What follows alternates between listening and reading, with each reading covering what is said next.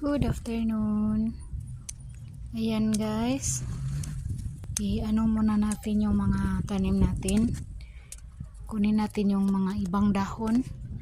Gaya yung mga malalaking dahon at yung medyo mag-yellow-yellow na yung mga dahon niya. Tanggalin natin yan dyan. Para mas madami pa yung bunga at magsalingsing. So, ngayon yung ibang guys, yung ibang dahon niyan, pag tanggalin mo, tumataba yung bunga ng ating tanim. So, ang ginagawa ko guys, pag marami ng dahon at tumataba at medyo mag-yellow na yung dahon niya, tinatanggal ko yan siya.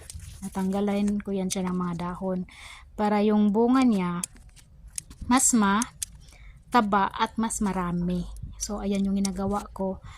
Tapos, yung doon sa guys, yung sa ilalim ng punuan, magsalingsing yan siya. May magtubo na naman na talong doon. So, gayahin nyo guys. Tingnan nyo yung mga tanim nyo. Ang tataba tingnan. At ang tataba talaga. Wala itong guys, abono. Natural fertilizer lang.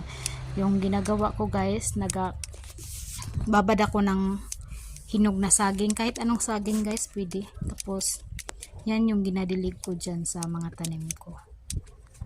So ayan guys, thank you for watching, bye bye.